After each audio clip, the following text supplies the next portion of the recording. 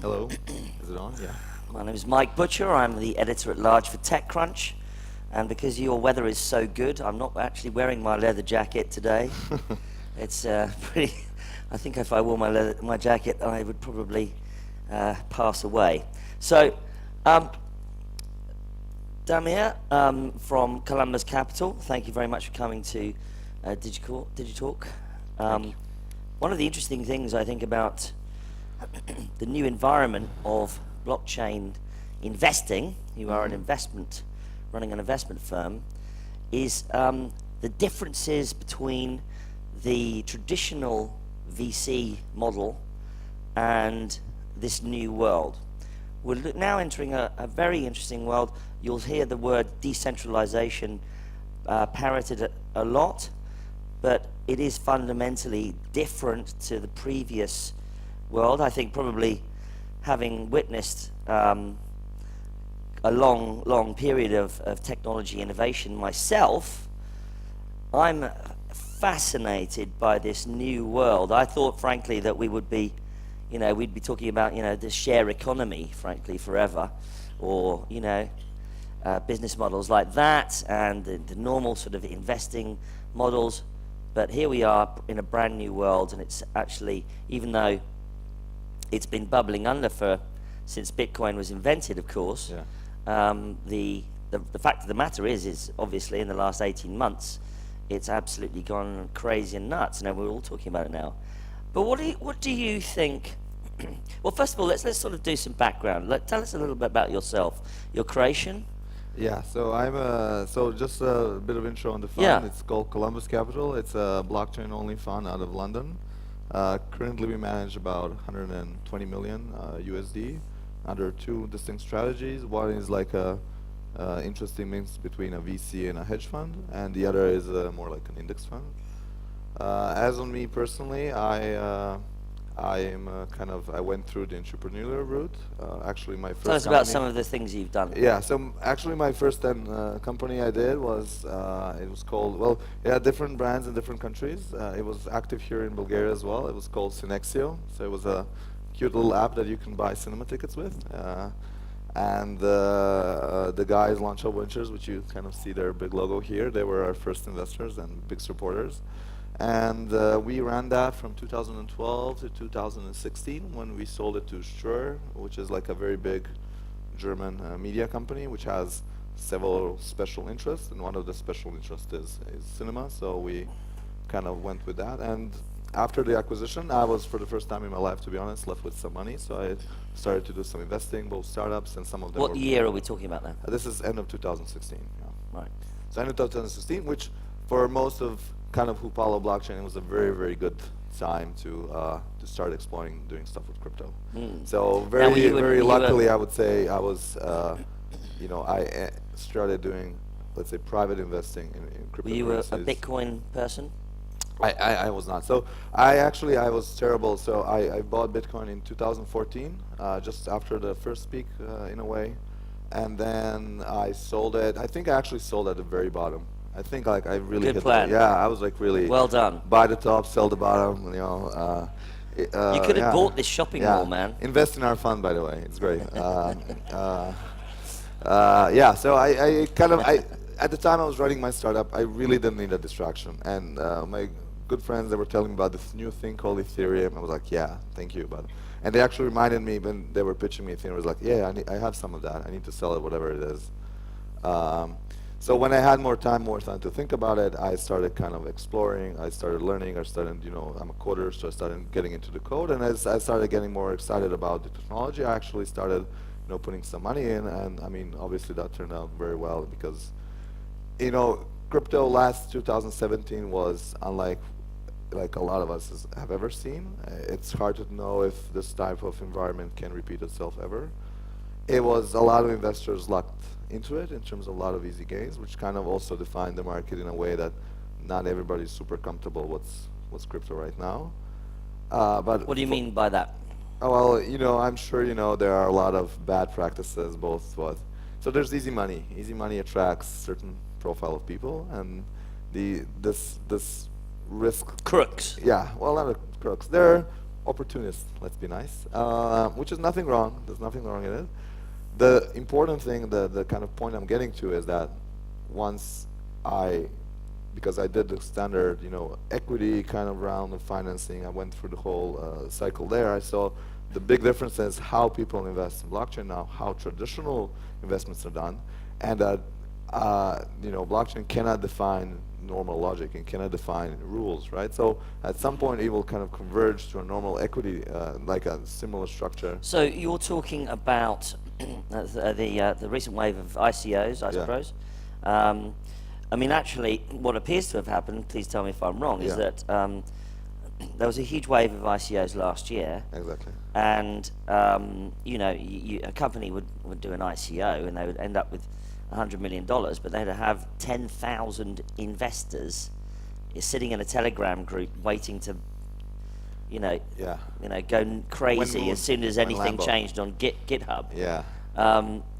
And so where do you think we are now?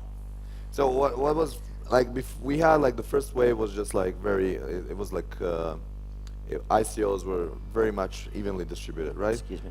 And you could, it's a warning. So pretty much anybody could invest in any company, right? And that was early. Well, when later on it became harder and harder to kind of invest in good companies, right? So right now what is happening, a lot of the traditional VCs are also looking into how they can invest in blockchain. But are they investing in at the token level, or are they investing with traditional fiat investing and a combination of token investing? Well, it depends. I mean, investors do what they're comfortable with. So a traditional accelerator type investor will try to find companies they can accelerate within the blockchain space, which means they will invest in equity. And some of the companies, if they yield tokens in the future, they will receive some equity. Investors that have been investing more on a later stage, they might actually go to the market and buy up some companies that are actually building products, that are actually making progress, but are not recognized by the current, let's say, hyped market, right? Because right now it's very hype driven. I'm sure you all know it. Do you foresee a time when public ICOs will start to disappear? They already did. They already did it. It's already gone. I mean, the best companies right now, so our latest investments, which I think are pretty good, I'm pretty sure very few people heard about it. And there is there may be like an airdrop thing. So one of the new kind of crazes is that you invest with professional investors, and then both for regulation reasons, but mostly to kind of incentivize initial create kind a of community. They they kind of they do these airdrops, which are basically you sign up with an email address and usually like a Ethereum address, and you get a certain amount of tokens when the network goes live. And this can actually range from $100, which is still good money, to several $1,000s. So there have been airdrops which have like one, I'm not gonna name it because it's not a very good company, but they airdropped I think like $12,000 worth of worth of their tokens, which is it's free money. It's crazy. And a lot of the companies that are doing airdrops don't really need the support of this community, because the community is there just to kind of get it and sell it. Why would surely does that really mean that there's a real value to a company that airdrops in that way? No, I mean a lot of it is just experimentation. So if we had the same chat 3 months ago, it would be like airdrops were just beginning. Right now airdrops are the next. Airdrops are the new hot thing, right? But in 3 months, who knows? Do you foresee? I mean, where do you think things will go in the next year or couple of years on that front? It does seem a shame, actually, don't you think, that here we have this fascinating new business model. It means that anyone on the planet can become an investor in a tech company, and now it's all kind of going back to the old model again, where it's all a club model of you got to be in the know and all those kinds of things. What a shame! Isn't that a shame? Well, it is and it isn't. I mean, what last year has proved that retail investors are not very good at assessing risk for the earliest stages, right? Because there were so many scams where you had an ICO which raised I don't know how much money, and then they figured out the whole team is just non-existent. They took fake profile pictures of random people on Google and just put it on there. So actually filtering which teams deserve money and which teams are building and helping them actually achieve something. This is where professional investors are good. What I think will happen, we'll have a distinct, right now in like equity investing, you invest, company does well, and pretty much you hope like you get lucky with an exit or with an IPO. What I think is happening that the VC model for everybody will change, that you'll have an investment, a certain period for the company to be kind of focused on building, and then they will become public companies in a, like an ICO manner, or maybe like a token distribution manner, much, much earlier than traditional companies, which means that you as a retail investor will still be able to capture a lot of value. So if you look at back, if you bought Google when it IPO'd, you did very, very well. If you buy any of the companies which are IPOing now in Silicon Valley, you're not doing well because all of the value has already been captured by the top investors.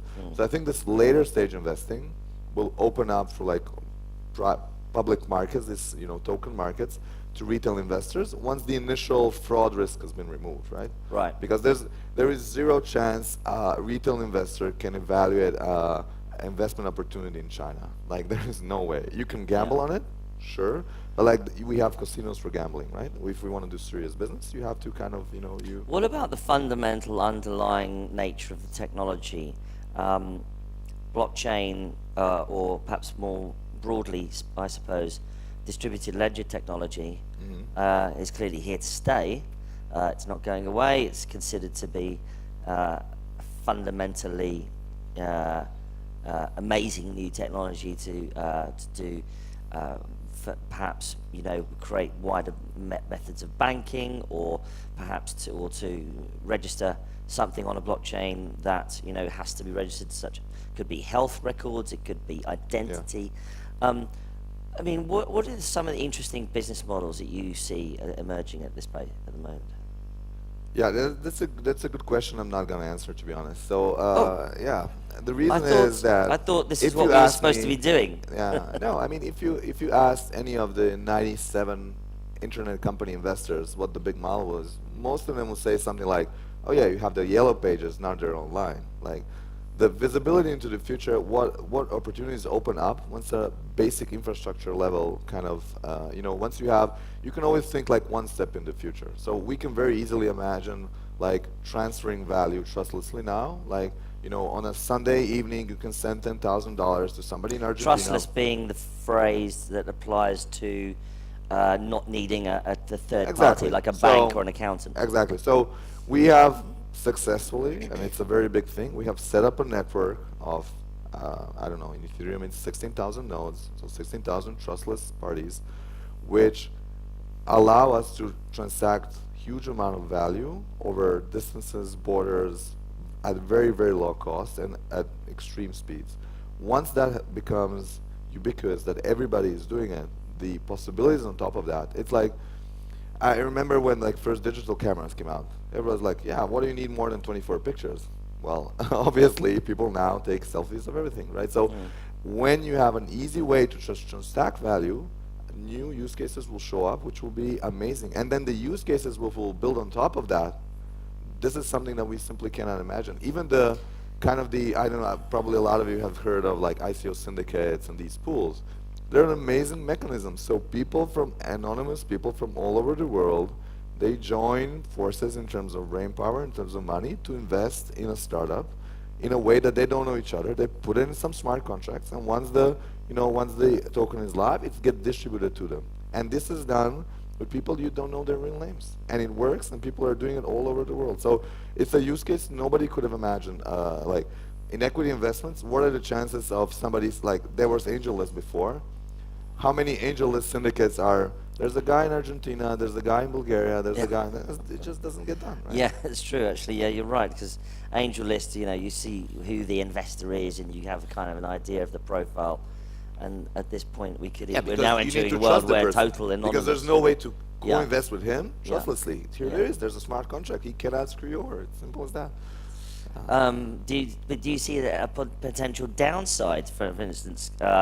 We've had a lot of problems with the ideas of how elections are being influenced by companies like Cambridge Analytica in the social media space. Do you see a downside in the blockchain space where nobody knows quite who's involved? There was this old joke, like I don't know, depending how old you are. I think it was in the New York Times. On the internet, nobody knows you're a dog. Yes. Yes. Everybody now knows who you are on the internet. Same on the blockchain. Nobody knows you're a dog right now, but if we are going to hit 1 billion users, this is going to, like one of these you mentioned, identity platforms. It's going to become a reality. You're going to have to put your public identity on the blockchain. It will still be trustless, but it won't be fully anonymous because it cannot be, right? Because there are so many, so many ways to find out something. misuse it, right? Yeah. So What right do you now think nobody knows about- who we are, but I mean, obviously, Bitcoin was a very early distributed ledger technology, which effectively became the sort of gateway drug to the blockchain movement. And Ethereum, of course, came along as well. These are all these are technologies based on what's called proof of work, Yeah. which requires running CPUs hot to mine the cryptocurrency.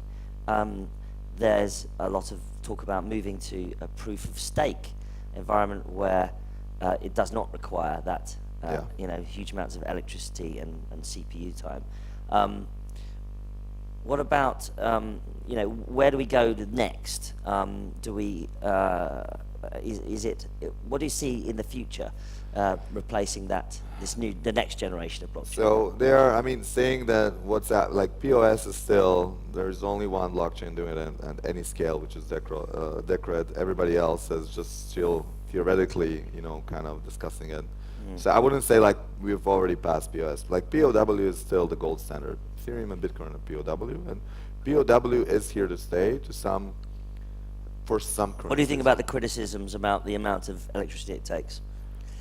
So there is obviously there is a lot of misinformation. So I mean, this every second is like 200,000 houses. I don't know what's the actual. It's doesn't really work that way. In a way, the amount of electricity. So let's say Bitcoin is digital gold, right? This is I'm sure all of you heard this pitch.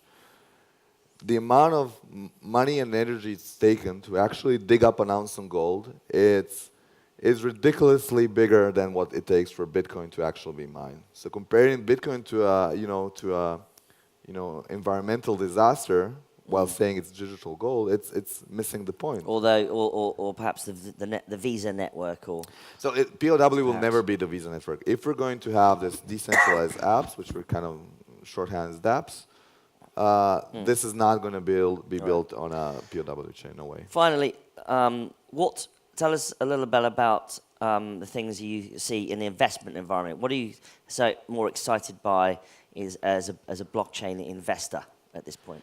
I'm excited about companies. So right now we have a lot of cool ideas flying around, right? You have Give us an example. I don't know. You have, like you said, blockchain for insurance, blockchain for supply chain, blockchain for, you just put in AI, just blockchain for Word. What I'm excited to see is actual use cases. So teams are committed and that are, they're building companies that are not building, science experiments, that are building companies that will be used by businesses, used by, people that will, in a meaningful way change lives and like reduce costs or whatever the goal is. So I'm excited about finally getting to some use cases which are outside of storing value, which is fine. It was an initial one, which is outside of transacting that value or outside of being an exchange or kind of this very, very style little crypto bubble. So I'm excited about to see some of the first actual use cases. And I think, having said that, I don't think we're gonna see anybody this year to actually kind of break into it. But like, there are legitimate smart people building stuff behind the scenes, and they are outside of the focus of the media, which is good. Yeah, I probably presume also. I mean, here we are sitting in